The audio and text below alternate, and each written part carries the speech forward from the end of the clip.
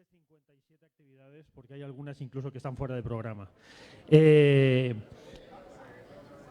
Esta tarde la hemos comenzado con una presentación performántica en el espacio en el que, si no lo han visto todavía, les recomiendo que lo hagan. La semana pasada inauguramos la exposición del artista guineano Ramón Esono, a quien podrán escuchar el viernes en una mesa sobre libertad de expresión y sobre cómo el poder persigue a la sátira, ¿no? Y trata de castigarla. Luego hemos tenido esta extraordinaria mesa que acabamos de tener sobre Nicaragua y el exilio, lógicamente también nicaragüense. Después de esta mesa vamos a tener una extensión de la propia mesa sobre éxodos humanos, y antes de dar paso a esa conversación entre 5 músicos de jazz, nadie puede dejar por pasar el hecho de que todos los fotoperiodistas y la documentalista de esta mesa van de negro. Hacen que yo me vea festivo. Decía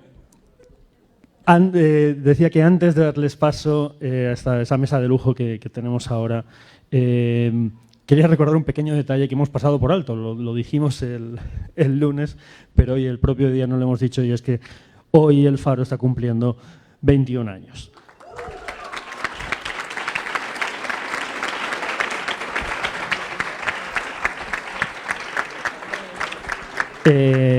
Dicho esto, no sé cómo se celebra mejor que discursando, discutiendo sobre periodismo, sobre cómo seguir haciéndolo y sobre para qué sirve, sobre qué historias queremos contar. Voy a dejar que sea Almudena Toral, a quien ya tuve el privilegio de moderar ayer en una conversación sobre periodismo audiovisual, quien presente al resto de invitados, pero yo la presento a ella. Almudena Toral es la jefa de proyectos audiovisuales y de proyectos especiales de Univisión Noticias Digital, multipremiada, pero sobre todo una periodista extraordinaria con la que hemos tenido el lujo de trabajar. Gracias, Almudena, por estar en este foro, y te dejo presentar al resto de la mesa, advirtiendo de nuevo que al término de esta mesa nos trasladaremos al patio para un fotoconcierto precisamente con el trabajo, con la música de la joven camerata del Salvador en directo, pero también con el trabajo de los periodistas que aquí tenemos, de los fotoperiodistas que aquí tenemos. Gracias. Muchísimas gracias, José Luis, por la presentación. Es un verdadero honor para mí estar moderando aquí esta mesa llamada Fotografiar una marea humana, con estos tremendos fotoperiodistas que llevan cubriendo migración en muchos casos más de una década en diferentes partes del mundo. Especialmente creo que es una mesa muy relevante en el contexto de polarización en el que vivimos, de las crisis migratorias en 2018, del incremento del miedo y también del ascenso al poder de partidos y candidatos de extrema derecha. Lo vemos en Estados Unidos, en Brasil, en Hungría y en muchos otros países, y el tema de migración es un tema global más importante ahora que nunca. Antes de presentar a nuestros increíbles panelistas, me gustaría dar algunos datos muy breves de contexto. 258 millones de migrantes en el mundo. Hay, según los últimos datos de 2018, según la Organización Internacional para las Migraciones, de esos 68,5 son gente que fue forzada a abandonar su hogar, y 25,4 millones de refugiados, solamente los oficiales, la mitad de los cuales son menores. Ahora bien, según los datos oficiales, solamente en lo que llevamos de 2019, más de 900 migrantes han muerto en ruta, desde que llegaron a sus países, desde que salieron de sus países hasta que murieron. Y las dos zonas donde más muertes ha habido este año son la primera y devastadoramente mayoritaria, el mar Mediterráneo, y la segunda, la frontera entre México y Estados Unidos. Es un placer presentar a los fotógrafos. John Moore es un fotógrafo estadounidense que trabaja para la agencia Getty Images. John lleva más de una década cubriendo temas migratorios y fronterizos entre Estados Unidos y México, y también ha pasado muchísimo tiempo cubriendo Centroamérica y México. Tiene un libro fantástico que si no conocéis deberéis comprar o echar un ojo, que se llama Undocumented. Federico Ríos es un fotógrafo colombiano, documentalista, que publica regularmente para National Geographic y el New York Times y se focaliza en violencia social y migración. Federico va a representar en este panel y nos va a hablar mucho de los migrantes venezolanos que están en Brasil y en Colombia.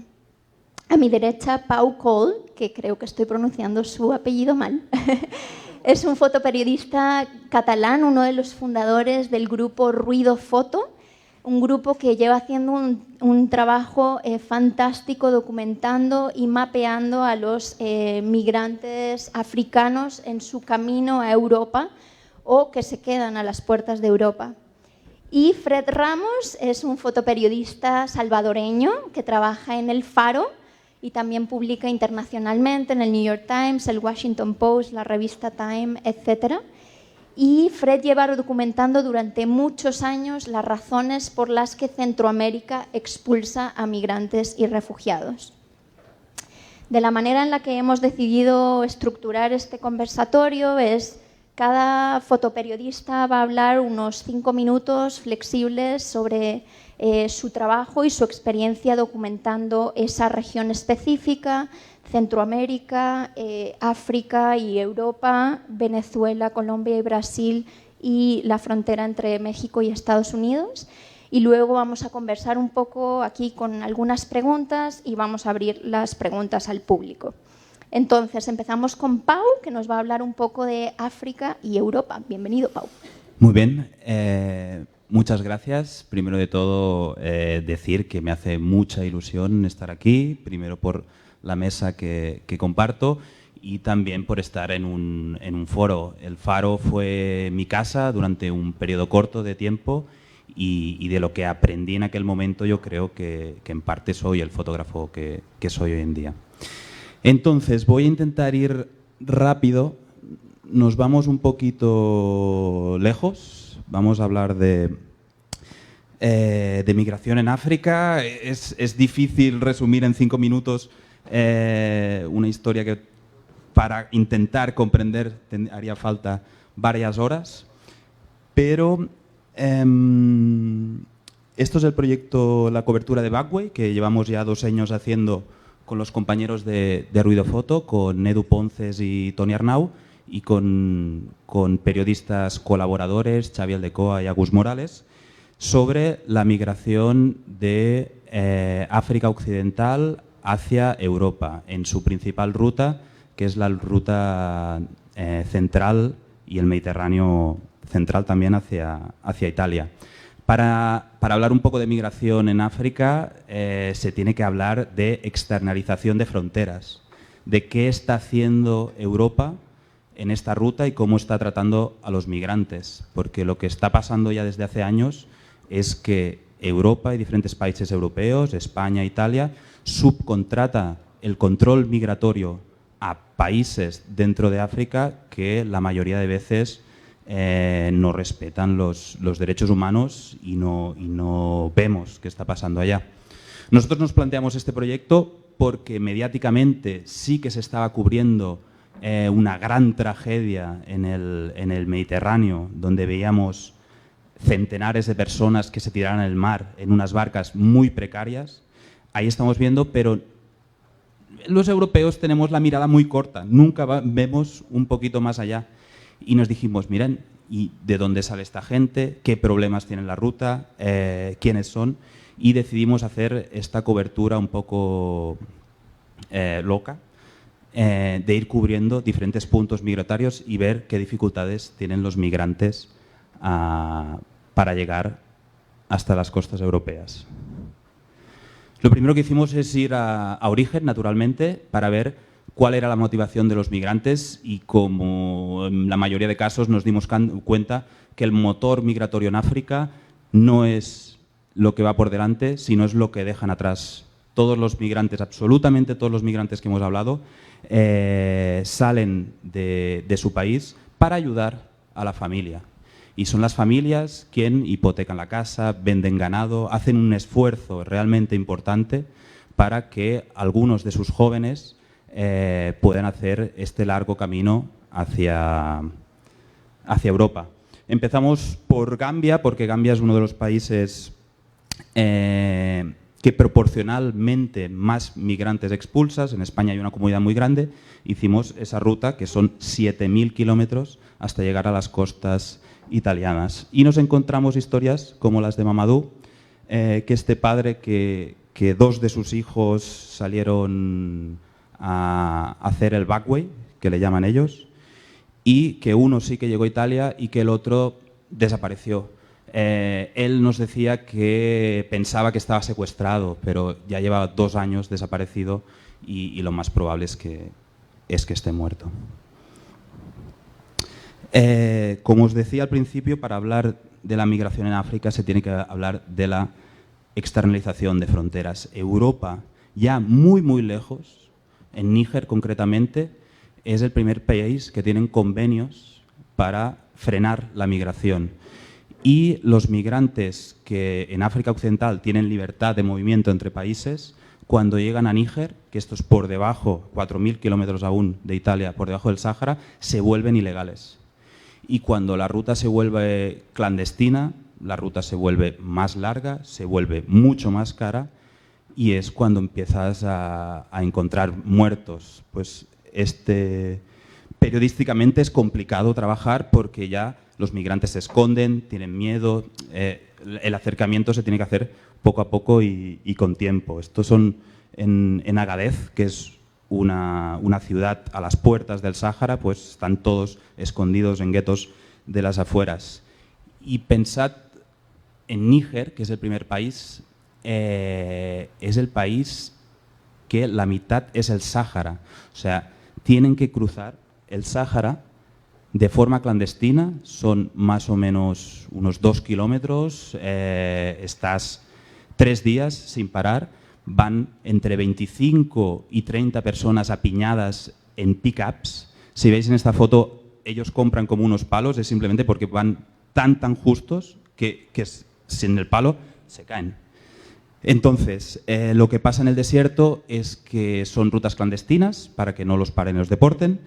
Y si el vehículo se avería, pues todo este grupo de gente ahí se queda. Nadie sabe dónde están, nadie sabe qué pasa.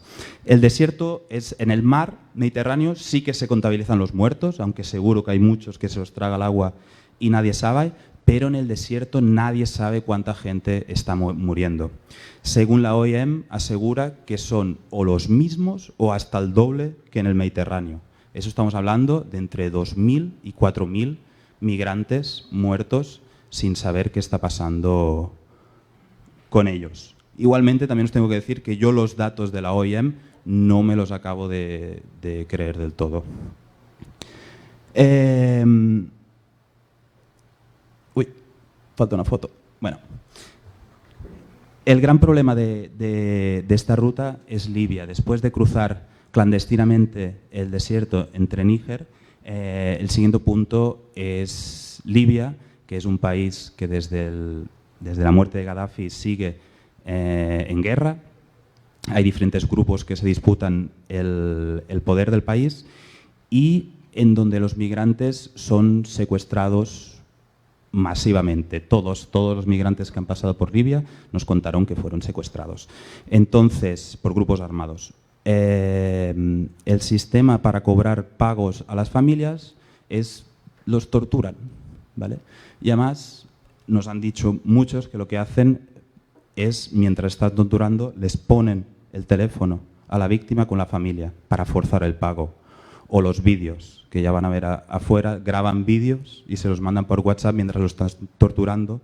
Nos han enseñado algunos de estos vídeos y son horribles. Italia tiene un convenio con Libia para que los migrantes no pasen. O sea, hay un barco, un guardacostas español que los intercepta en el mar y los devuelve para esta tortura. Hemos hablado con gente que los han vendido, los han esclavizado en minas de oro, en Saba. y que nos contaban que cuando a los que huían, pues que los agarraban, los mataban y los dejaban delante de los otros para que el resto no huyera. Y también está el tema de las mujeres, ¿vale? Esto ya es en un barco de rescate en el Open Arms, que a mí personalmente es lo que más me ha roto de esta historia, que es cómo llegan las mujeres después del secuestro. Están completamente colapsadas, casi no pueden ni hablar ni andar, y lo que nos contaban es que los secuestradores durante el día torturaban a los hombres y por la noche les dejaban a las mujeres. Inusualmente en el barco que rescatamos con el Open Arms había muchas mujeres, había 69 mujeres en un barco de 400 personas, son bastantes. Todas habían sido agredidas sexualmente, o sea, una de cada una había sido violada. Y después, esto ya es en continente europeo, que esto es lo que estamos haciendo ahora mismo. Las rutas también entre países están cerradas. Esto es en la ruta balcánica, que es antes de llegar a Croacia, que es el primer país de la Unión Europea. Y las rutas cada vez son más complicadas, en zonas geográficas más difíciles. Y lo que nos estamos encontrando, esta foto tiene pocas semanas, es en Bosnia, que las está deportando sistemáticamente a todos los migrantes migrantes y refugiados que están intentando cruzando por allá, utilizando la fuerza. O sea, este joven egipcio nos contó que lo había intentado ya 10 veces le habían deportado y en 4 de ellas le habían apalizado. Y nos contaban que le robaban a todos, la policía croata. Que le rompían los móviles para no poder dejar testimonio o no poder seguir su ruta. Nos hemos encontrado gente que la han tirado al río en la frontera en pleno invierno. Así estamos tratando ahora mismo Europa a los migrantes que están llegando. Yo es una historia, me siento profundamente avergonzado de lo que está pasando y no sé, estamos ahí intentando batallar para publicar. No es fácil. En donde está hecha esta foto, en Velika Kladuša, Bosnia, yo llegué, a las 2 horas ya estaba en comisaría y ya me estaban invitando amablemente que me fuera del país. No dejan trabajar a organizaciones humanitarias, etc. Y esto es hoy mismo. Ya está. Dejo palabra. Siguiente.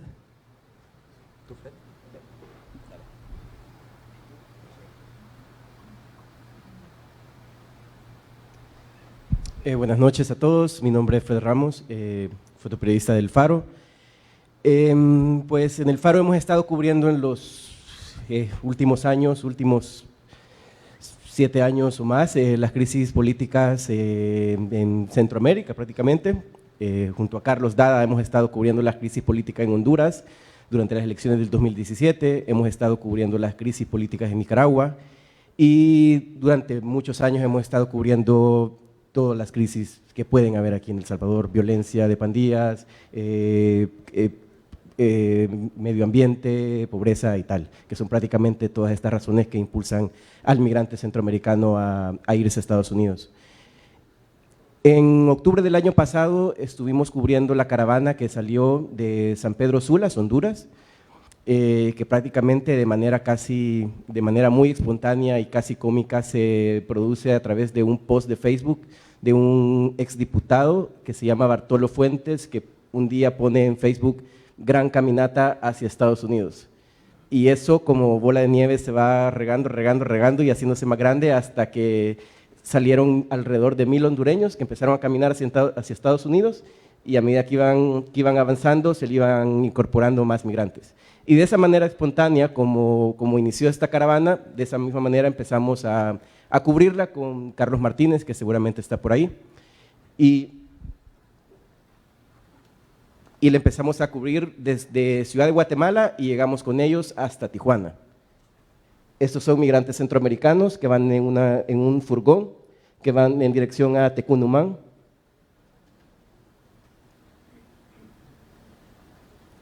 Esto es Tecunumán, frontera Guatemala-México. Ahí estaban alrededor de 4,000 migrantes centroamericanos en ese puente, a donde habían hombres solteros, habían niños, habían ancianos, habían miembros de la comunidad LGBT, había prácticamente todas las comunidades que pueden existir en un país, prácticamente todos aglomerados aquí en ese puente. Ahí estaban esperando a que las autoridades mexicanas les permitieran pasar, cosa que no sucedió de la manera que ellos esperaban. Y en pequeños grupos comenzaron a pasar por el río Suchiate. En un término de 24 horas ya estaban todo este grupo de migrantes del otro lado de la frontera mexicana. Esto es en la entrada a Oaxaca. Los migrantes, pues como más o menos sabrán todos, no iban todo el tiempo caminando. Los primeros tramos sí los hacían caminando, hacían tramos de alrededor de 50 kilómetros por día, con niños, bajo las temperaturas del fuerte calor de Chiapas, niños en coches y todo y tal, pero a medida que iban avanzando ya iban como agarrando camiones para dar aventones. Este es un albergue en Juchitán de Zaragoza, en Oaxaca. Prácticamente cada gobierno de cada de los municipios que iban llegando les instalaban en los parques centrales, les instalaban albergues, ahí les daban comida, ahí les daban un poco de asistencia médica y todas las necesidades básicas de alguna manera se les daban en los albergues. Este es en Tijuana.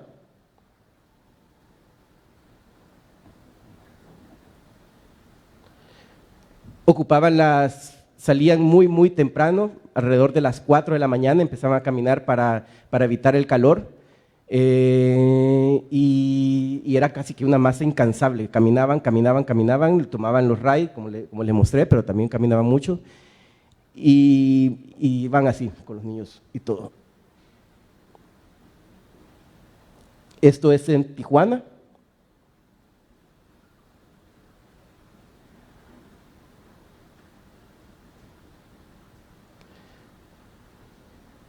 Prácticamente, cuando llegaron a Tijuana ya estaban alrededor de variaba mucho la cifra, pero se hablaban de entre 5,000, 6,000, 7,000 migrantes que eran los que habían llegado hasta acá, hasta Tijuana. Entre esos, el INM reportaba que habían entrado alrededor de 2,500 niños de diferentes nacionalidades de Centroamérica, nicaragüense, guatemalteco, la mayoría hondureños y salvadoreños. Bueno, había una foto por ahí que quizás se me perdió cuando la envié, pero prácticamente este es como el trayecto que estuvimos siguiendo durante un mes alrededor, hasta que llegaron a Tijuana y prácticamente pues este fue el recorrido que fuimos realizando, ¿verdad?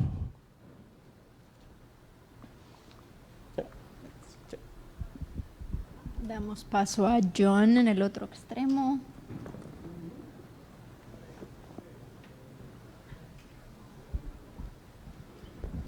Buenas noches.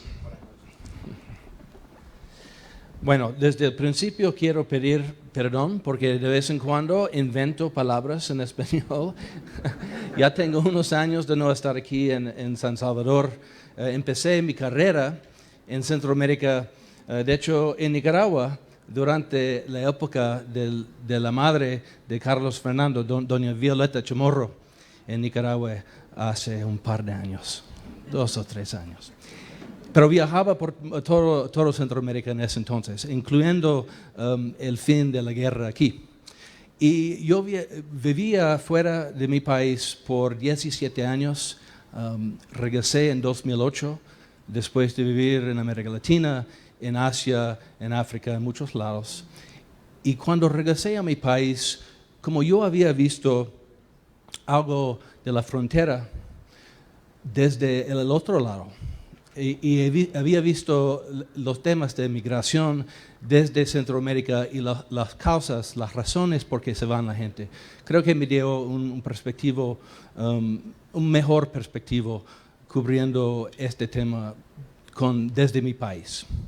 Aquí en esta foto vemos la cara de xenofobia en los Estados Unidos. Y este no empezó en la época de Trump. Empezó mucho antes, bueno, cientos de años antes. Pero en la época moderna empezó en 2010 en el estado de Arizona, porque pasaron una ley ya contra la inmigración con un gobierno muy reaccionario del estado de allá. Y yo fui para cubrir las manifestaciones en favor y en contra de la ley nueva.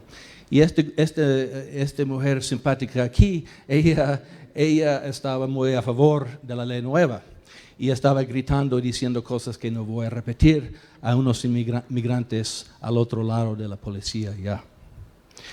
Entonces, en 2015, cuando empezó la campaña para la presidencia, no fue un fenómeno normal. Solo fue que un candidato aprovechó un sentimiento que ya existía en un porcentaje del poblado de mi país. Cerca aquí es parte de una red de cercas allá en la frontera. La frontera es muy larga entre los Estados Unidos y México y 2,000 millas, no sé cuántos kilómetros, y está formado entre Texas y el lado mexicano por el Río Grande, se dice Río Bravo en México. Y esa es una frontera natural por casi la mitad, más de la mitad de la frontera. Y en esta foto aquí podemos ver un agente de la patrulla fronteriza. Yo he podido salir con ellos muchísimas veces a través de los años. También he salido mucho con migrantes en su camino. Y después, en el evento que viene después, van a ver ustedes, los que se queden, muchas más fotos de nosotros. Pero yo estoy concentrando ahora en la frontera. Esta foto es de la caravana, una de las caravanas, el año pasado. El lado de los Estados Unidos, la patrulla intentó hacer un show de fuerza con frecuencia, aunque no importaba mucho. Aquí estoy tomando fotos desde un helicóptero, también del gobierno norteamericano. Y como todos de nosotros aquí, una llave a nuestra cobertura siempre es el acceso. Yo he podido navegar por los sistemas de los departamentos de gobierno porque son básicamente policía federal. Yo trabajaba muchísimos años cubriendo las guerras en Irak y Afganistán y trabajando con militares aprendí a manejar y entrar en sus sistemas para conseguir acceso. Y sigo, a pesar de fotos que tomo a veces que no les gusta al gobierno, me siguen dando acceso a pesar de todo eso. Desde el mismo helicóptero puedes ver la vista. Se llama, el área del oeste de Texas se llama Big Bend y es una de las zonas más bellas de la frontera. Aquí también desde el helicóptero tenemos la vista entre Tijuana a la izquierda y San Diego, el parque aquí en San Diego a la derecha, y el muro entra al Pacífico ya. Y puedes ver, tiene mucho más vida en el lado de Tijuana que el lado de San Diego. Y se llama, y no fue irónico cuando lo nombraron, pero se llama el Parque de Amistad. Allá, no sé cómo. También desde el helicóptero, un agente de la patrulla intentando capturar un migrante. Y fue muy rápido esta foto y de hecho escapó el tipo. por un rato. Y luego 2 agentes más lo tenían que perseguir para por fin agarrarlo. A veces mis fotos me dejan con preguntas, no contestan todas mis preguntas. Cuando estoy trabajando con exceso con la patrulla, normalmente no me dan permiso a hacer entrevistas con los migrantes, solo tomar las fotos. Y nunca me pregunto todavía si esta gente, esta pareja vino juntos, o si vinieron separados, y de dónde vinieron y para dónde iban, y qué tipo de sueños tenían cuando fueron capturados y luego deportados. También a través de los años he tenido algo de suerte entrando a los cárceles. Aquí tenemos un niño hondureño, está en un centro de detención de la patrulla fronteriza y entré por accidente. Era un agente nuevo, un joven ese día, y me preguntó en la mañana, pues John, ¿dónde quieres ir hoy? Y pensé, bueno, nunca me habían preguntado antes dónde quería ir. Entonces le contesté, bueno, me gustaría ir al centro de detención para las familias, si está bien. Y me dijo, bueno, ok, vamos. Y luego su jefe llamó por celular, casi llorando, me van a correr, y me pidieron no mandar las fotos. Y le dije, bueno, ok, mira, cálmate un poco, hablamos en otra semana, ¿no? Esta foto no es súper importante hoy, pero es importante. Y hablamos más tarde, me dice, ok, gracias. Y una semana más tarde, cuando hablé con el jefe allá de la patrulla, me dijo, pues no hay problema. Entonces, a veces puedo negociar para publicar las fotos importantes, pero también mantener algo de acceso de largo plazo. Aquí es una deportación en Mesa, Arizona. Iban a San Pedro Sula en este vuelo. También yo fui una vez en un vuelo del ICE, del gobierno, cuando deportaron gente a la ciudad de Guatemala, y fui en el vuelo con ellos y salí con ellos. Este es el producto de los 10 años de trabajo. Y bueno, cuando publicamos este libro el año pasado, lo hicimos editando el trabajo de 10 años sin saber, y no sabía en el principio que iba a ser un libro. No fue el objetivo. Soy fotógrafo de wire service, de noticias, y como muchos fotógrafos de noticias, estoy pensando en lo que estoy haciendo hoy y lo que voy a hacer mañana, y no tanto en lo que hacía antes. Pero cuando ganó Trump en 2016, yo y mi editor decidimos juntos que quizás valía la pena un libro. Y luego, unos 2 meses después que salió el libro, empezó la política nueva del gobierno de Trump, se llama Cero Tolerancia. Y pedí acceso con la patrulla otra vez y no me contestaron. Y la segunda vez no me contestaron tampoco. Y por fin yo tenía muy mala semana, estaba muy deprimido, qué malo van las cosas. Y me llamó el agente en la frontera de la patrulla y me dice, pues John, te vamos a dar un día la próxima semana si quieres venir.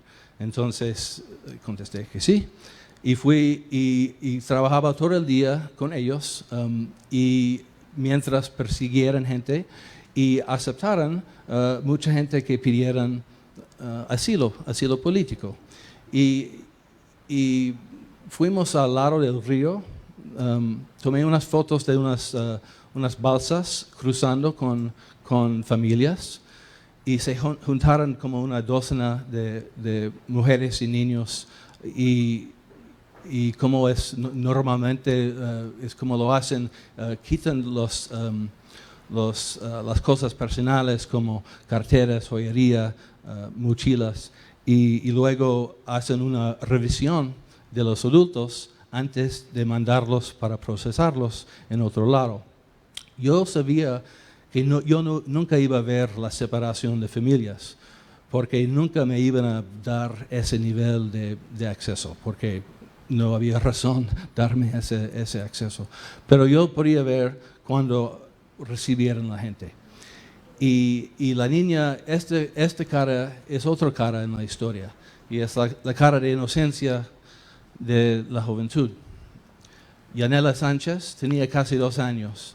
Hablé brevemente esa noche con su madre Sandra. Me dijo que habían estado viajando 1 mes desde Honduras y que iban a pedir el asilo político en los Estados Unidos. Y tomé un par de fotos, tenía muy poco tiempo. Esa fue la última foto de la noche, de un día largo. Entonces yo no tenía tiempo para hablar más con ella en ese momento. Y luego salió la foto en la portada del New York Times 2 días más tarde, y luego en una manera viral con otra foto muy parecida a y luego en la portada de Time, y eso fue otra cosa también. Y fue muy... Tengo que decir que sí, afortunadamente yo fui muy cuidadoso con la información que escribí con la foto, que yo no sabía si iban a estar separados o no. Y más tarde, cuando la foto salió en todos lados del mundo, los de la derecha dijeron, pues es fake news. Pero no, fue totalmente la verdad. Y si como fotoperiodistas que tomamos las fotos con pasión, escribimos información correcta con las fotos y lo hacemos nuestro trabajo bien, estamos en tierra firme. Y yo creo que sí hay un futuro de fotoperiodismo hablando de la verdad, y tenemos y esta foto es un ejemplo del poder que sigue con la foto fija después de tantos años. Gracias.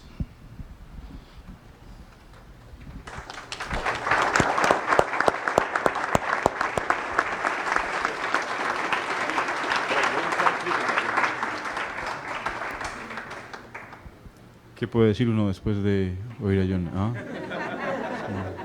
Natalia, ¿esto es una venganza? Originalmente yo iba de primero. ¿En serio? Hicimos una reunión esta mañana para cuadrar el orden. Muy bien. Yo he estado trabajando sobre la migración de los venezolanos, cubriendo el éxodo desde hace varios años del pueblo venezolano hacia Brasil y hacia Colombia. Este es un gráfico que aporta la Organización Internacional de las Migraciones. Entre 2015 y 2019 se reportan unos 3.1 millones de venezolanos que han salido del país, entre migrantes y refugiados, y la proyección que tiene la OIM para final de 2019 es de 5.9 millones de venezolanos fuera de su país. Ahí hay un mapa en el que se puede entender a dónde se están dirigiendo, y Colombia es el país que más venezolanos recibe en este momento.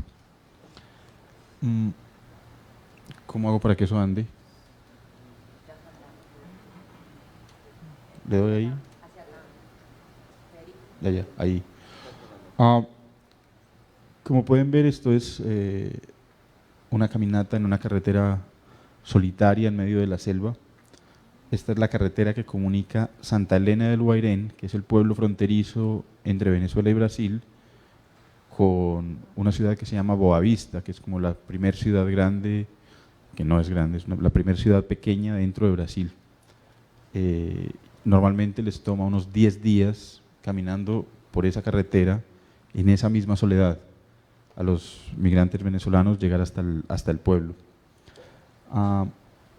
Estas son Delia Estrella y su nieta Ingrid Moraleda.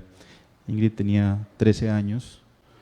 Ellas son indígenas Guarao, del delta del Orinoco, y acompañé a una familia grande de indígenas.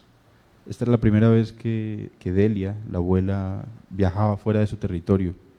Los warao viven en casas pequeñas a las orillas de los ríos, pero las condiciones los obligan a salir del país. Se habla de un etnicidio porque toda la etnia se desplazó, ya no existen más indígenas warao dentro de Venezuela, y están viviendo hacinados en Brasil entre Pacaraima y Boavista.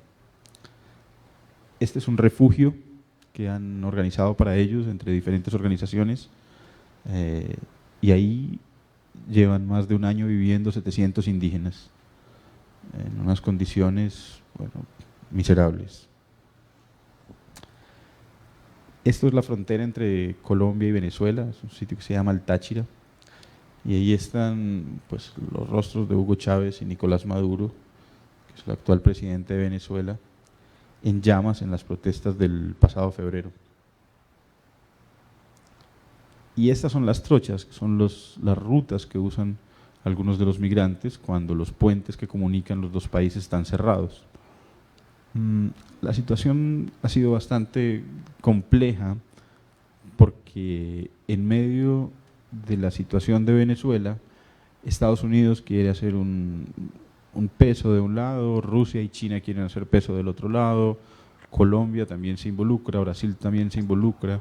Entonces finalmente terminamos en una espiral que es un juego político en el que como periodista también es complejo tratar de quitar el humo y apuntar hacia la sensibilidad. Sin embargo, pues estar del lado de los migrantes es para mí lo más sensato.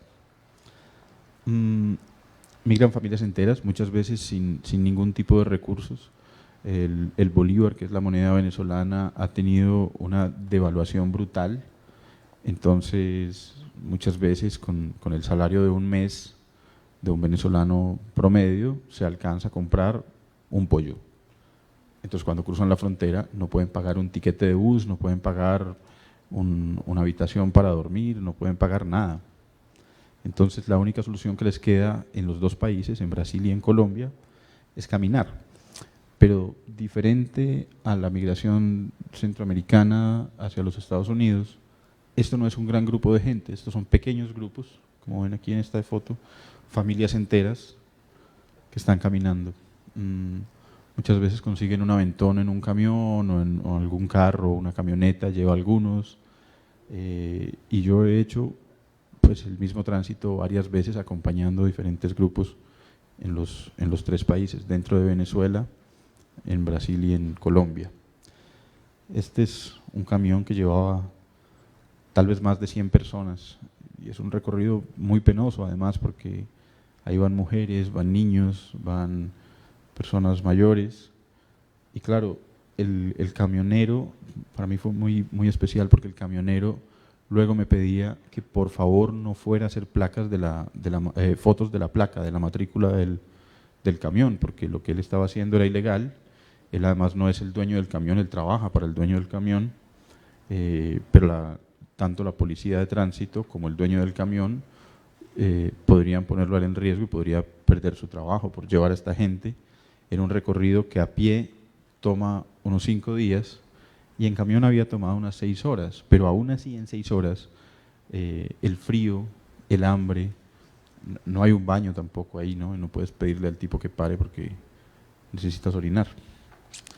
Entonces, pues estas son las condiciones de los venezolanos migrando hacia Colombia y hacia Brasil, una situación que también irradia al resto de Latinoamérica y pues de la que no sabemos tampoco en qué va a terminar.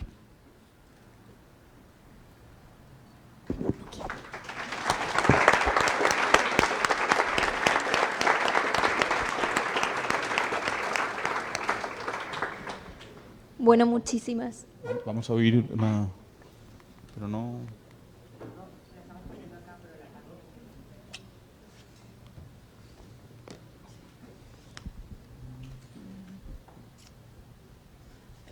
Es Laila Downs cantando Clandestino, pero la adapta. Entonces al final habla de los centroamericanos, de los colombianos, de los venezolanos, pero no va a funcionar. Es mejor que hablemos aquí, porque eso no va a funcionar. Bueno, podemos ir conversando y ahorita cuando se arregle el problema técnico lo miramos.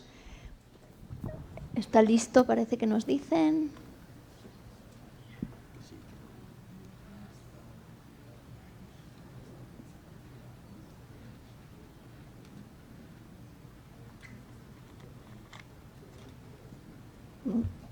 No se sabe, más tarde, ok. Bueno, muchísimas gracias por estar aquí, todo el mundo, y muchísimas gracias a vosotros por el trabajo que hacéis. Tengo muchísima admiración por el trabajo de cada uno de vosotros y creo que el tema de la migración muchas veces se cubre desde la distancia, ¿no? O sea, como periodistas y también como público, lo sientes como algo muchas veces muy lejano. Y ustedes, vosotros sobre todo los fotógrafos, sois los que estáis en contacto día con la gente que migra y también, bueno, con gente en los países receptores, ¿no? Y me gustaría que habláramos un poco de cuál ha sido la actitud que vosotros habéis sentido, tanto a nivel político como social, de los gobiernos de los países receptores y también de los países por los que los migrantes tienen que cruzar. ¿Cómo habéis sentido que esas políticas han cambiado en las regiones que cubrís a lo largo del tiempo? ¿Y en qué situación estamos ahora? Si quieres empezamos contigo, Pau. Cuéntanos un poco de Europa, de los gobiernos europeos. Hablabas antes de la externalización de las fronteras. ¿Qué están haciendo los gobiernos allí? Yo creo que lo he explicado un poco. Europa lo está haciendo muy, muy mal a mi forma de ver y de conocer un poquito. Rutas migratorias por África, Balcanes y otros lados, porque el migrante circula con normalidad y legalidad hasta que convenios para frenar la migración con países terceros se aplican y ahí cambia drásticamente. Y es cuando empiezan los problemas, de verdad. O sea, ese es el problema, la actuación. Yo no sé, los europeos, como las sociedades que han evolucionado favorablemente, son aquellas que han visto al otro como una oportunidad, no con miedo y con rechazo.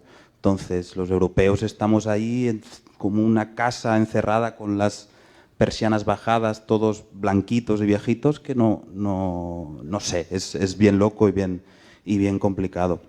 La extrema derecha tiene un papel clave en Europa en todo esto.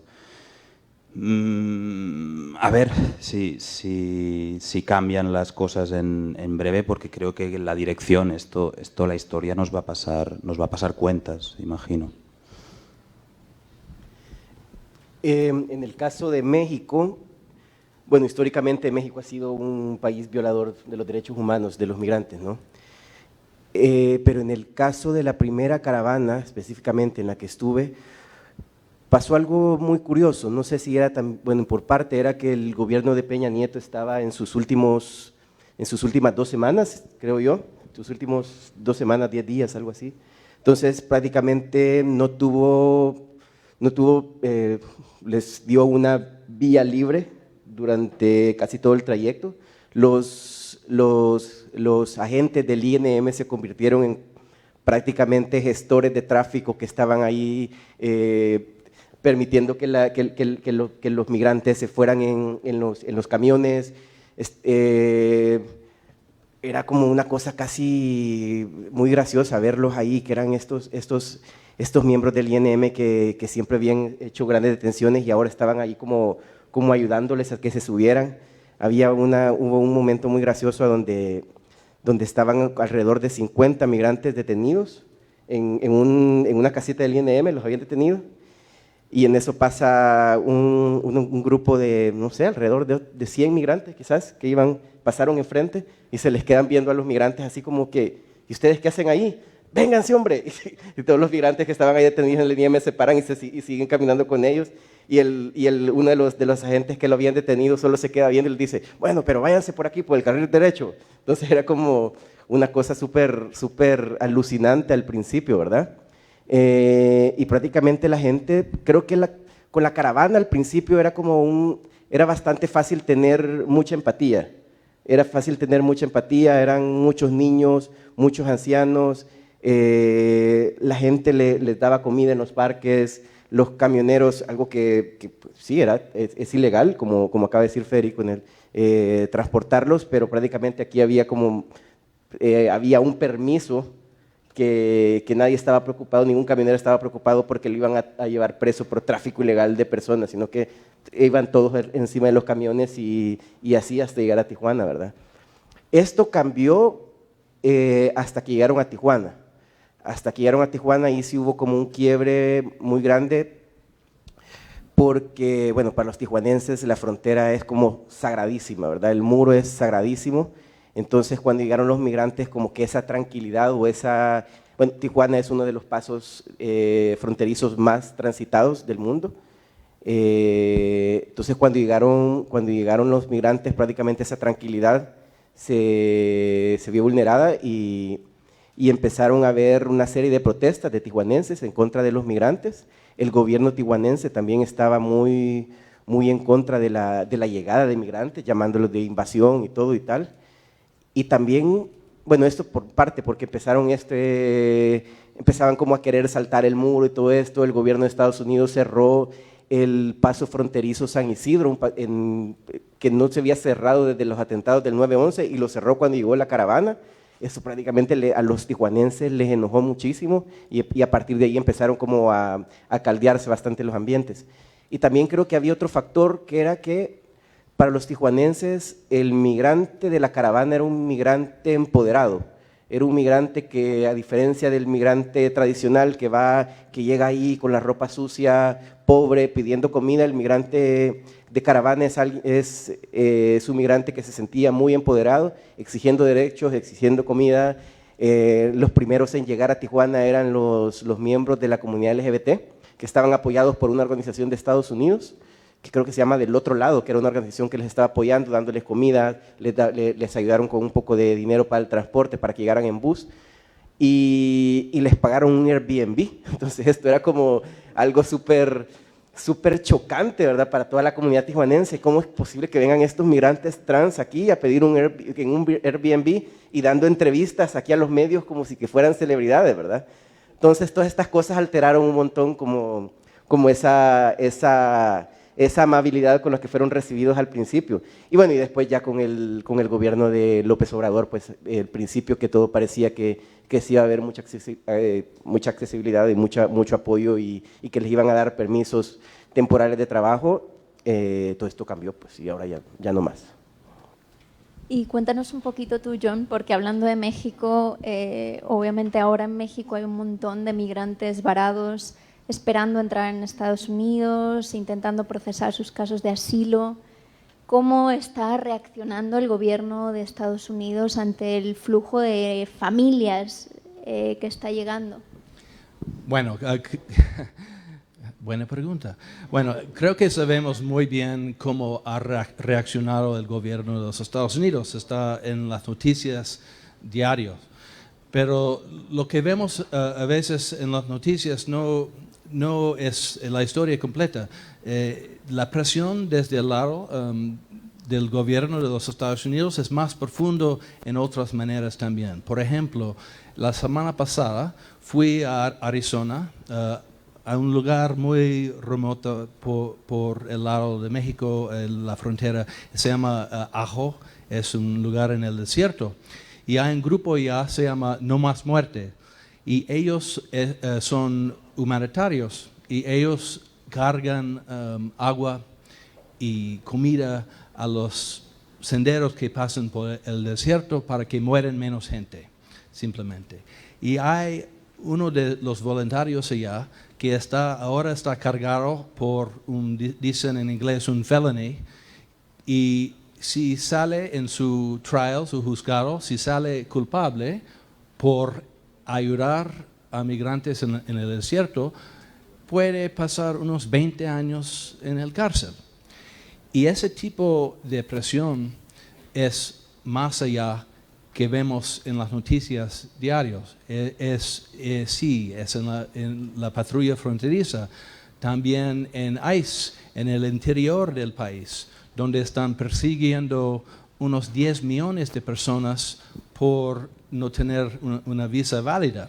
Antes, durante la época de Obama, por lo general, ellos buscaban gente que tenían otro delito, a veces delitos tontos como algo de tráfico y a veces cosas más serias, homicidios. Pero normalmente había un delito de una manera u otra. Ahora están persiguiendo cualquier persona, cualquier indocumentado. Y eso es un cambio muy grande, no solo en la frontera, pero también en el interior del país y en el país entero.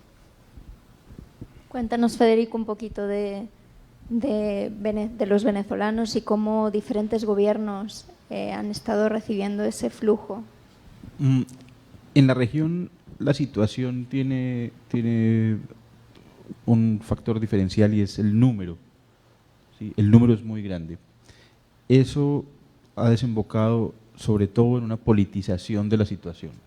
Cada gobierno ha tratado de sacar provecho de los migrantes como fenómeno. Entonces, el fenómeno migratorio, incluso el gobierno de Nicolás Maduro, el gobierno venezolano, ha tratado y ha pagado a familias para que regresen desde Colombia, desde Chile, a Venezuela en unas operaciones que han llamado operaciones retorno, regreso a casa, y traen personas de otros que han migrado, traen personas que han salido, las traen en buses y hacen unos shows mediáticos que les dan eco dentro del mismo país.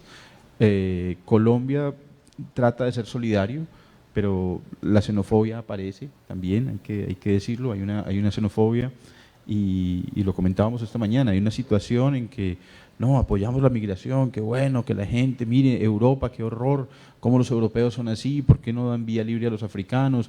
Pero cuando es en nuestro territorio, no. Entonces, siempre es como ese juego un poco hipócrita, ¿no? O sea, es como, si pasa hasta la casa del vecino está bien, pero cuando llega aquí ya la cosa se pone maluca. Entonces, el gobierno colombiano también ha tratado de capitalizar de alguna manera todo esto para generar unos monstruos imaginarios de es que vienen los venezolanos, es que el crimen es venezolano, y los medios muchas veces se han prestado para ese juego. Por eso, para mí es tan importante dentro del ejercicio periodístico tratar de quitar la cortina de humo politizada sobre los sujetos, ¿no? Porque en últimas estos migrantes son unas personas en unas condiciones bien difíciles, tan difíciles que los obligan a migrar. O sea, si prefieren la ruta, si prefieren ese sufrimiento a estar en su punto de origen, es porque allá el sufrimiento es mucho peor. O sea, no, migrar no es fácil, esta no es una migración, digamos, cómoda para estas personas. Entonces, yo siento que lo importante es eso, entender qué tan horribles son las situaciones que detonaron esa migración y tratar de entender a estas personas desde esa perspectiva. Muchas veces en Colombia, por ejemplo, hay venezolanos en cada semáforo de todas las ciudades y de los pueblos pequeños también, en el interior, en las partes más remotas del país. Llegas a una tienda y la persona que te sirve la comida es un venezolano, la persona que te limpia el vidrio del auto en un semáforo es venezolano, así, como inventándose la vida, lo que sea, para ganar unas monedas y poder vivir. Entonces, frente a eso, recuerdo un titular de un periódico colombiano que decía 13 venezolanos son capturados diariamente en Bogotá por hurto. 13 venezolanos robando todos los días en Bogotá. Luego revisas las estadísticas de robo y son como entre 200 y 300 capturados diariamente por hurto en Bogotá. Entonces, claro, pues hay venezolanos, sí que los hay, pero la porción es mínima. Pero las intenciones de un medio grande de titular de esa manera, pues develan una agenda política que está usando a los venezolanos como chivo expiatorio. Eso que mencionabas antes de la cortina de humo, que hablábamos también esta mañana, es súper interesante, ¿verdad? Yo creo que todos tenemos anécdotas. Yo recuerdo perfectamente un momento en que estaba en la casa de una familia conservadora en la América rural, en Estados Unidos, y salió en la televisión una noticia de Europa, de una patera y de un montón de africanos muertos. Y la mamá de la familia decía, pobrecillos, es que los tratan súper mal, ¿cómo no los dejan entrar? sin darse cuenta de que hay un montón de migrantes o ignorando el hecho de que hay un montón de migrantes que mueren en el desierto intentando entrar a su país. ¿Cómo percibís vosotros y cómo intentáis combatir vosotros esa xenofobia cuando te toca desde cerca y empatía cuando los migrantes están lejos? ¿Cómo a través de la fotografía intentáis universalizar, acercar al migrante como alguien que es parecido a uno y qué se puede hacer desde ahí? Es que es uno de los grandes poderes de la fotografía, de la imagen estática, es la empatía justamente. La foto no es que sea muy informática, el vídeo quizá lo es más, tiene una capacidad de aproximar al espectador muchísimo esa realidad y a empatizar. Yo creo que hay un ejemplo aquí muy claro. Entonces lo que intentamos un poco es eso, aproximar esa realidad, ver que el migrante no es tan diferente a los jóvenes de cualquier sociedad, que son gente que tienen ilusión por mejorar su vida y lo de los suyos, que es lo mismo que nos pasa a todos nosotros, que es una motivación humana, mejorar. Y bueno, intentar... Nosotros, por ejemplo, en los proyectos estos de Ruido Foto, no solamente publicamos en medio, este proyecto, el Backway, está en La Vanguardia, España, sino que hacemos otras actividades educativas, por ejemplo, en institutos. Vimos que los jóvenes es un público que cuando lo explicas bien, o sea, hemos creado a partir de este proyecto una unidad didáctica y damos cápsulas en institutos. Y eso hace que, claro, los jóvenes cuando lo explicas en su lenguaje, de una forma calmada, alucinan, se indignan y lo sienten como muy, muy próximo. Entonces esto es un esfuerzo que tenemos que hacer a lo mejor los periodistas también, que es buscar nuevos canales, nuevas fórmulas, tenemos nuevas tecnologías que aplicar para justamente hacer eso, aproximar realidades lejanas de una forma muy, muy empática y poco distorsionadas. Pues en mi caso, prácticamente lo que trataba era como de contar, de ser muy claros en las historias de los migrantes con los que hablaba, o de las historias que contaba, que la gente tuviera claras las razones por las cuales esta gente estaba ahí, ¿verdad? En ese momento, pues estaba mucho en los medios, se discutía mucho quiénes eran los que iban, ¿verdad? ¿Por qué iban? Si había una agenda política detrás que los estaba motivando a irse, como que alguien les estaba pagando para que se fuera. Habían como muchos rumores alrededor de las caravanas en ese momento. Entonces, incluso aquí se hablaba de que se iba a investigar quién estaba detrás de las caravanas y todo esto, y al final lo que estaba detrás eran los problemas políticos de cada uno de los países, ¿no? O sea, había gente que iba ahí, cuando llegaron a Tijuana, que intentaban cruzar, gritaban fuera, como que estuvieran viendo a Juan Orlando Hernández ahí, iban con sus banderas, iban como con eso. Era muy claro que esta gente iba huyendo de sus gobernantes, ¿verdad? De sus problemas, que no era como que no iban porque se querían ir de sus países, iban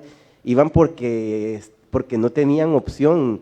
Y algunos ni siquiera no podían explicarlo. Por ejemplo, el caso de los migrantes ambientales, creo yo que son los que se enfrentan al problema de cómo explico por qué voy, ¿verdad? Porque uno le pregunta por qué razón se está yendo de sus países y ellos no saben explicar, no dicen que el cambio climático me está afectando los cultivos, ellos dicen porque la situación está mal. Y eso dicen nomás. Entonces uno tiene que descifrar ahí qué hay detrás de esa situación que está mal, ¿verdad? Y un poco eso era como lo que trataba de hacer, de que la gente entendiera las razones por las cuales la gente se iba. Una foto que quería mostrar que bueno, se perdió ahí en el envío hacia el ordenador, pero era una foto de un niño que está en las vías del tren en Arriaga, Chiapas, ya las últimas horas del día, y está el niño, y era como 3 días antes de Halloween, y la mamá le había comprado una máscara de demonio. Entonces andaba el niño jugando en las vías del tren con una máscara de demonio y era una escena dantesca porque todos los migrantes detrás, ahí unos que se iban ya a dormir tirados en el suelo, las vías del tren, el cielo que estaba por oscurecerse ya y el niño en medio con una máscara de demonio, ¿verdad? Y al final era como ese, me gusta también que la gente se haga preguntas con las imágenes y era como, quería eso, como al final como eso de son en realidad demonios o los estamos haciendo demonios, ¿verdad? Y cuando hablaba con el niño, el que lo cuento en el pie de foto, que era un niño de 10 años que iba porque la pandilla, era un niño hondureño, porque la pandilla lo quería reclutar y él quería simplemente seguir estudiando. Entonces al final es como eso, ¿verdad? Que era lo que trataba yo, que la gente tuviera esa claridad de las historias. Tú, John, obviamente tu foto es un perfecto ejemplo de una foto icónica que consigue cambiar la conversación, la última foto de la niña que llora, que ganó el World Press Photo. ¿Qué buscas cuando sales a fotografiar migración particularmente? Pues en el caso de esa foto, yo sabía que fue un momento importante porque había una política nueva del gobierno y casi no había imágenes para explicar cómo se veía. Pero tengo que admitir que yo no tenía la menor idea que iba a tener ese nivel de impacto. Cuando salimos diarios para trabajar, para documentar las vidas de los demás, siempre queremos tener un impacto. Siempre salimos, cada día salimos con el objetivo de afectar un cambio pequeño. Puede ser el cambio de opinión de algunas personas, puede ser para educar a la gente de alguna manera u otra, y de vez en cuando en nuestras carreras pasa que afecta un cambio más grande, a veces un cambio de la política de un gobierno. Es imposible saber si mi foto tenía ese nivel de impacto. Yo sé que cambió la opinión pública en los Estados Unidos, por lo menos, pero además de eso no pretendo tener una idea de lo que estaba pensando el presidente de los Estados Unidos cuando hizo su cambio. Pero sí, a veces siempre queremos hacer impacto. Normalmente tenemos mucho menos que queríamos, pero sí, de vez en cuando pasa. Disculpa, Federico, me están regañando mucho porque tenemos que abrir a preguntas del público. Abramos de una vez. Estoy segura de que hay muchas preguntas, así que la primera, Gervasio, por allí.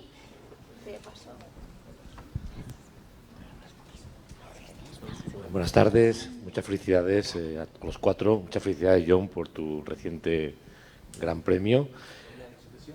Muchas gracias.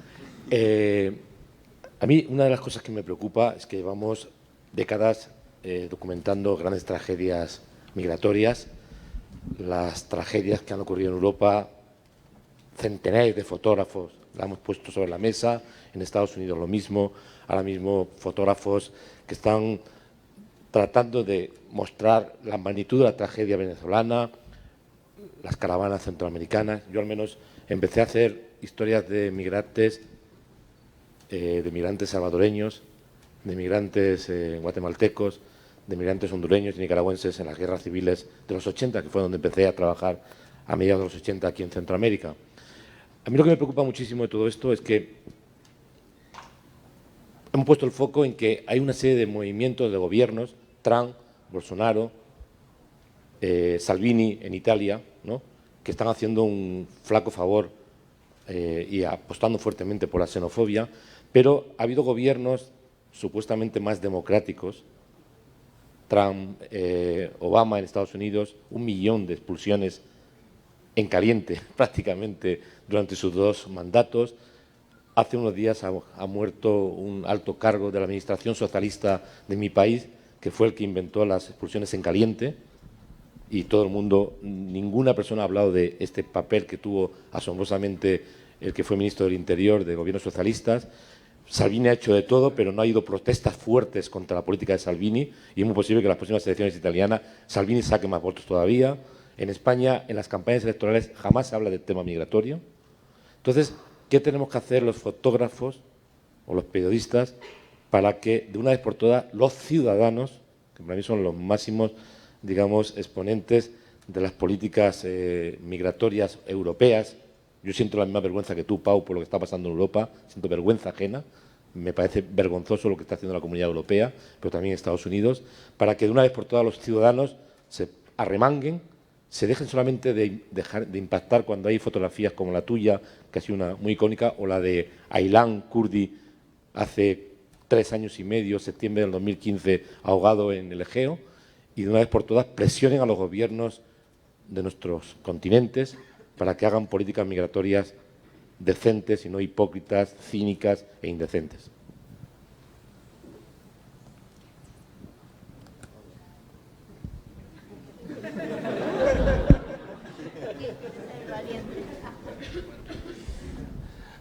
Creo que si seguimos haciendo el trabajo que hacemos, no voy a decir en una manera objetiva, porque la objetividad pura no puede existir, porque cuando llegamos a una situación y estamos tomando fotos, traemos nuestras experiencias con nosotros, ¿no?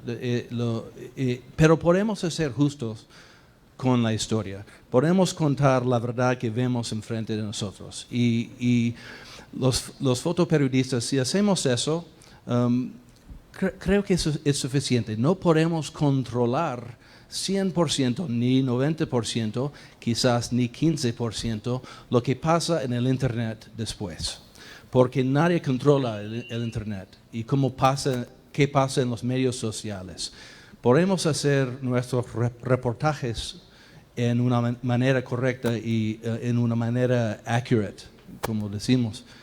Y si hacemos eso, está bien. Y normalmente no hablo mucho de mis opiniones sobre un gobierno u otro, porque no es mi trabajo. Yo tengo un trabajo, un papel que reconozco, y es contar la historia visual. Y ojalá que la gente puede pensar y imaginar de mis opiniones viendo mis fotos.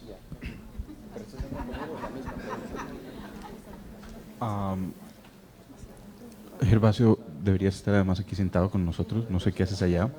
Es porque no traías camisa negra hoy, ¿no? Por eso no.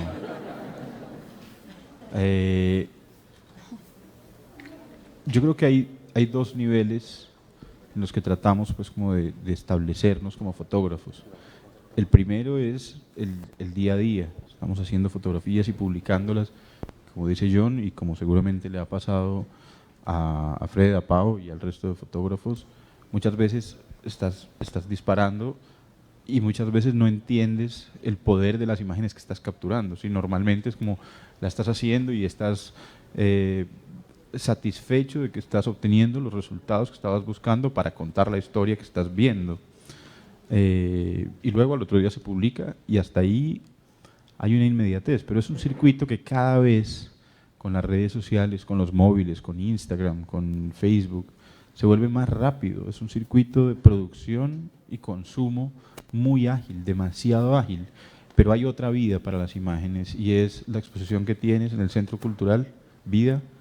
Esa es una nueva vida para las imágenes y eso, bueno, hay que preguntarse si en el momento esas fotos le cambiaron a alguien la percepción, si detonaron una movilización o si ahora también están funcionando de nuevo como detonantes de movilizaciones individuales o colectivas. Lo mismo con la foto que hace John de la niña y lo mismo pues uno espera en cada imagen ese ejercicio de compartir, de transmisión de emociones y de sentimientos y ojalá de detonar también acciones solidarias hacia estas personas que están en esa condición. No sé, un poco alineado como en la opinión de ellos. Pues creo que sí, nuestro trabajo es prácticamente contar las historias de la mejor manera, de la manera más sincera. Volviendo el tema de las caravanas, volviendo al tema, se hablaba mucho del tema de que ahí iban criminales y que no sé qué y todo esto, y sí iban criminales ahí también, iban pandilleros y todo esto, pero al final hablar sobre decir, o sea, mostrar esta cara también, que lo dijimos, pero también diciendo de que la mayoría no lo eran, ¿verdad? Incluso al final creo que no hubieron mayores problemas durante el trayecto, durante el grupo de personas, y a pesar de que iban criminales, no hubieron muchos robos, que un celular ahí, todo esto, y eso se dijo, pero siendo sincero eso y alineándose como a las víctimas, ¿verdad? Y contando el papel de las víctimas y que al final, no sé si esto cambia cosas en los poderes, al final no nos corresponde a nosotros. No sé, al final, por ejemplo, Gervasio estuvo trabajando aquí en el 96, creo que mostrabas ayer una foto de Tijuana, ¿no? Que podrían haber sido las mismas fotos mías o yo mostrar las fotos de Gervasio y decirle que esas fotos las tomé yo el año pasado, y al final son las mismas fotos, son los mismos personajes y estamos aquí hablando sobre el mismo problema, ¿no? Entonces al final creo que nuestro papel es seguir haciendo esto, ¿no? Al final no sé si las cosas pueden lograr. En el caso de John creo que sí tuvo una experiencia bastante gratificante con la foto de la niña hondureña, no siempre pasa. Abrimos a una pregunta más.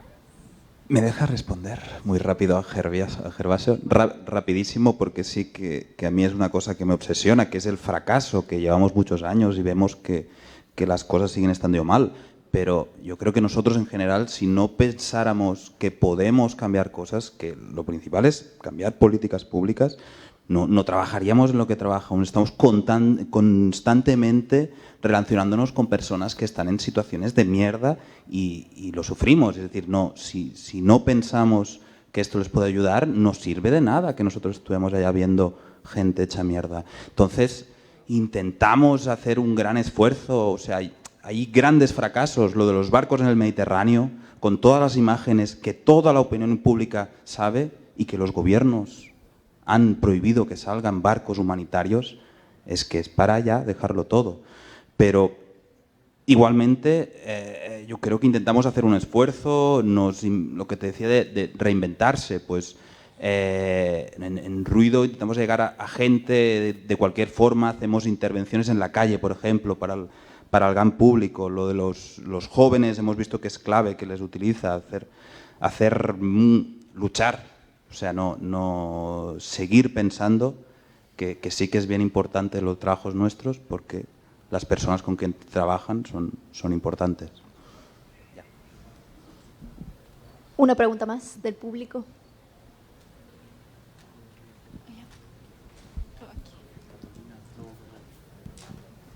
Hola. Te pregunto, Federico, por el caso colombiano-venezolano, porque es el único que yo realmente conozco ahí también.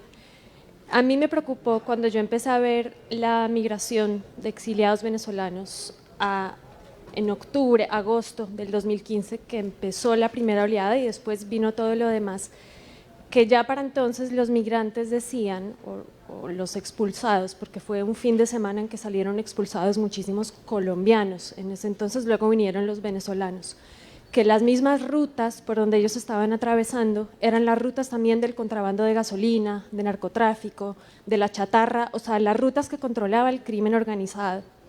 Entonces, ¿de qué manera, y en la reportería de todos ustedes, en la reportería gráfica, logran también mostrar ese ataque o esa influencia del crimen organizado en el control de otras rutas y de otro tipo de cosas, llámese narcotráfico, gasolina o lo que sea, y cómo esto pone aún en mayor peligro también a los migrantes?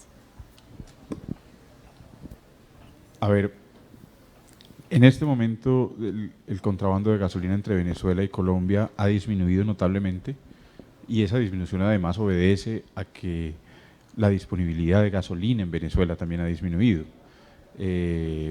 Las rutas del narco son unas rutas un poco más alejadas de las ciudades, y los migrantes, que están en unas condiciones muy vulnerables y muy precarias, están tratando de usar las rutas principales. Entonces, en Colombia hay 3 puntos, que es La Guajira en el norte, Cúcuta en el centro y Arauca en los llanos orientales, pero sobre todo usan el tránsito hacia Cúcuta, que es una ciudad principal, que es una ciudad grande, que es una ciudad que puede darles en cierta medida una acogida, y desde ahí caminan por las montañas hacia Bucaramanga, pero ese cruce de las montañas lo hacen utilizando la carretera principal, que es una carretera muy transitada, muy vigilada, tiene varios puestos civiles que han decidido prestar sus casas y prestar su propio trabajo como para solidarizarse con ellos y darles una bebida caliente o un sitio en donde dormir. Entonces se ha desplazado un poco el tráfico de migrantes hacia el interior del país, ha desplazado también las rutas de contrabandos ilegales y de droga. Entonces, ahora, por ejemplo, la droga se está moviendo más a través de la serranía del Perijá, que es una zona intermedia, una zona gris, que no tiene unas vías tan definidas, y los migrantes sencillamente están usando la vía principal, porque es que el gobierno colombiano no está tomando acciones para detenerlos. Entonces, pues pasar la trocha entre Venezuela y Colombia es muy fácil porque solo usas la parte de abajo del puente. Es casi un absurdo, ¿sí? Nadie te va a detener. Te pasas por debajo del puente, eso te puede costar entre $1 y $2, pero pues tienes el agua hasta menos de la rodilla y listo, cruzaste. No es nada más allá.